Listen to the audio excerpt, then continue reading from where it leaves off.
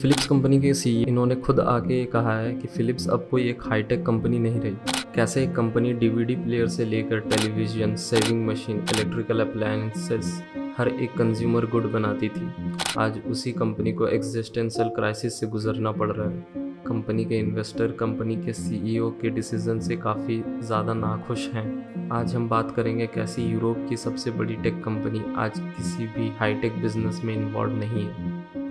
साल 1891 में Andros haven Netherland में बाप फ्रेडरिक फिलिप्स और बेटा जेरार्ड फिलिप्स दोनों ने मिलकर देखी कि कैसे पूरे यूरोप में इलेक्ट्रिसिटी की डिमांड बढ़ रही है।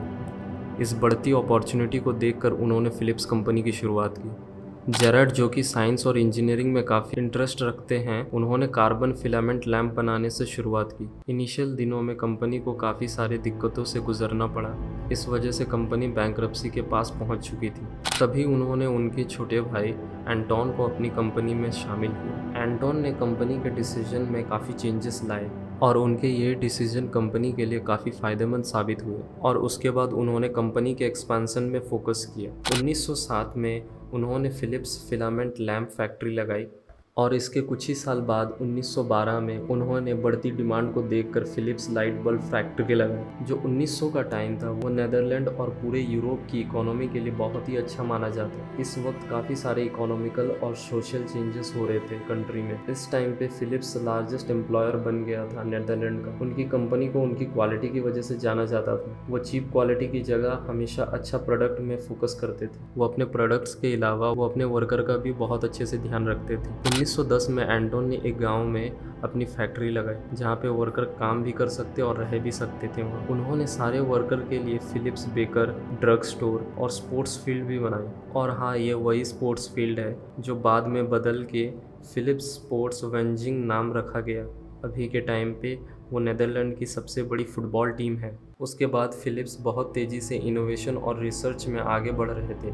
इसी को देखते हुए कंपनी ने अपने पहला रिसर्च लेबोरेटरी 1914 में बनाया, जिसका नाम दिया फिलिप्स नैट लैब। और इस लैब के जो रिसर्चर हैं डॉक्टर जिल होस्ट, उन्होंने बहुत सारी चीज़ों में चेंजेस लाए। उनकी बहुत सारी इनोवेशन में से एक ये थी जिसमें लाइट एक्सरे से गुजर कर जाया करती थी, जो बाद में हेल्थ केयर में काफ़ी फ़ायदेमंद साबित हुई। उनकी इन्हीं कुछ अनोखी चीज़ों में एक है फिलिप्स स्टर्लिन इंजिन्स। फिलिप्स ने 1930 में डिसाइड किया वो लो पावर जनरेटर्स बनाएंगे, जो बाद में जाके उनकी रेडियो की सेल्स बढ़ाएगी, क्योंकि उनकी रेडियो के लिए बैटरीज उतनी आसानी से नहीं मिला करती थी।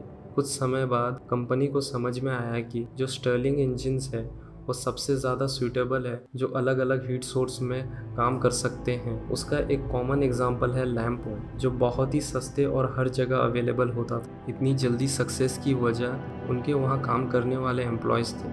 उन्हीं कुछ खास एम्प्लॉयज़ में से एक थे लुइस क्रिस्टन काल्फ, जो कि एक प्रोडक्ट डिज़ाइनर थे। उनकी कमाल की इनोवेशन डिज़ाइन की वजह से फिलिप्स कंज्यूमर सेक्टर में ज़्यादा ग्रो करने लगे। उनके सिंपल और फ्यूचरिस्टिक डिज़ाइन का एग्जाम्पल आप उनकी रेडियो में देख सकते हैं, जिसमें वेव्स और स्टार्स। उनकी एक और कमाल की प्रोडक्ट थी फिलिप्स की फेमस रेज़र। फिलिप्स की इलेक्ट्रिक रेज़र इंस्टेंट हिट थी। 1930 में इस रेज़र की इतनी हाई डिमांड थी, हर घंटे 700 से भी ज़्यादा बेचते थे। इस सक्सेस को देखकर फिलिप्स ने अपने प्रोडक्शन कंज्यूमर प्रोडक्ट्स में बढ़ा दी। लेकिन जब 1940 में वर्ल्ड वार 2 शुरू हुई, नाज़ी ने नेदरलैंड को बर्बाद करने में कोई कसर नहीं छोड़ी थी। फिलिप्स फैमिली के बहुत सारे मेंबर यूएस चले गए और अपने साथ बहुत बड़ा कैपिटल भी अपने साथ ले गए। जैसे तैसे करके उन्होंने अपनी कंपनी की ऑपरेशन जारी रखी। नेदरलैंड में उनकी फैमिली से सिर्फ एक ही इंसान था, फ्रिट्ज फिलिप्स। उन्होंने 380 ज्यूज़ को मारने से बचाया। वार ख़त्म होने के बाद सारे लोग नेदरलैंड वापस आ गए और अपनी प्रोडक्शन फिर से शुरू कर दी।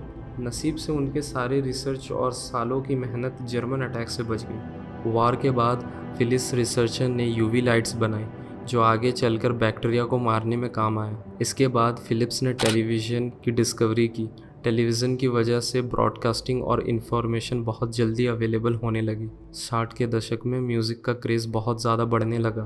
फिलिप्स ने लोगों की स्पेंडिंग कंजम्पशन को देखकर कॉम्पैक्ट कैसेट ऑडियो बनाने लगे, जो लोगों के बीच में काफ़ी जल्दी फेमस हो गया। ये बस टेप रिकॉर्डिंग ही नहीं, कैसेट प्लेयर की तरह भी काम करता था। और लोग अपनी गाड़ियों में फ़िलिप्स की रेडियो और कैसेट से गाने सुनने लगे। 1970 में फ़िलिप्स ने पहला वीडियो कैसेट रिकॉर्डर लॉन्च किया। इसकी पॉपुलैरिटी को देखते हुए 1980 में अपनी पकड़ कंज्यूमर डिजिटल में बहुत तेज़ी से बनाने लगे। उसका एक एग्जाम्पल है सीडी, जिसको आप कॉम्पैक्ट डिस्क के नाम से भी जानते हैं। फ़िलिप्स ने सोनी के साथ कोलैबोरेट करके इसे मार्केट में लॉन्च किया और लोगों को बहुत ज़्यादा पसंद आया। इसका एक दूसरा वर्जन भी बनाया गया, CDI। इस सिस्टम में लोग मूवीज़, गेम्स और भी काफ़ी सारी एंटरटेनमेंट एक्टिविटीज़ कर सकते हैं। ये CDI 3 कंपनी के कोलैबोरेशन के साथ हुई थी, सोनी, फ़िलिप्स, निंटेंडो। लेकिन इसके बाद निंटेंडो को लगा कि उन्हें अपनी यूनिक प्रोडक्ट बनानी चाहिए। उन्होंने डिसाइड किया अब वो फ़िलिप्स के साथ काम नहीं करेंगे। 1992 में फ़िलिप्स की CDI मार्केट में कॉम्पीट नहीं कर पाई क्योंकि उसकी हाई प्राइस की वजह से। इसी समय में सोनी अपने डिवाइस को मार्केट में लॉन्च किया, जिसको आप प्लेस्टेशन के नाम से जानते हैं। यहाँ तक कि एक अपडेटेड CDI भी इसके साथ कॉम्पीट नहीं कर सकता। 1996 में फ़िलिप्स की मैनेजमेंट ने डिसाइड किया वो CDI की मैन्युफैक्चरिंग बंद कर देंगे। 90 का दशक सिर्फ टेक्नोलॉजी का था। इस डिसीजन की वजह से फ़िलिप्स को मिलियंस का लॉस होने लग गया। 2000 में जब मिलेनियम का समय शुरू हुआ तब फ़िलिप्स ने अपना टैगलाइन चेंज कर दिया। लेट्स मेक थिंग्स बेटर को चेंज करके उन्होंने सेंस एंड सिंप्लिसिटी रख दिया। उन्होंने अपने प्रोडक्ट रेंज में बहुत सारे कंज्यूमर आइटम्स लाने लगे, जैसे टेलीविज़न, रेडियो, मेडिकल इक्विपमेंट से लेकर कॉफ़ी मेकर तक। लेकिन मार्केट में बढ़ती हुई कंपटीशन और 2009 और 2011 में बढ़ती हुई लॉसेस की वजह से कंपनी ने अपना फोकस हेल्थ केयर में शिफ्ट कर दिया। कंज्यूमर अप्लायंसेस की प्रॉफिट बहुत तेज़ी से कम होने लगी। इस वजह से उन्होंने 4500 लोगों को जॉब से निकाल दिया। इस कॉस्ट कटिंग स्कीम की वजह से ऑब्वियसली उनकी $1 बिलियन बचत हुई, जिससे वो अपने प्रॉफिट टारगेट्स को मीट कर सकते थे। लेकिन ये फ़ायदे की डील नहीं हुई आगे चल के। फ़िलिप्स ने US based electrical guitar company Gibson brand को अपना ऑडियो और वीडियो ब्रांच बेच दिया। फ़िलिप्स लाइटिंग एक अलग कंपनी बन गई उनके अपने हेडक्वार्टर के साथ। इस डिसीजन की वजह से कंपनी में काफ़ी मतभेद शुरू हो गए कि कैसे 123 साल पुरानी कंपनी के मोरल वैल्यूज़ पे सवाल उठना शुरू हो गए। 2016 से company famous football team PSU की स्पॉन्सर नहीं रही। फ़िलिप्स अब मार्केट में कम लोकप्रिय होने लगे। इसके बाद फ़िलिप्स अपने नाम से इलेक्ट्रॉनिक्स का टैग हटा दिया। अब वो सिर्फ हेल्थ केयर में फोकस करती है।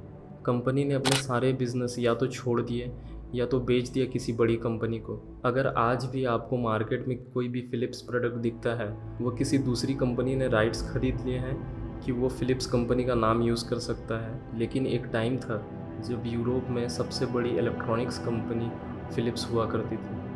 आपको क्या लगता है फ़िलिप्स के डाउनफॉल की वजह? आप कमेंट करके ज़रूर बताइए अपने व्यूज़।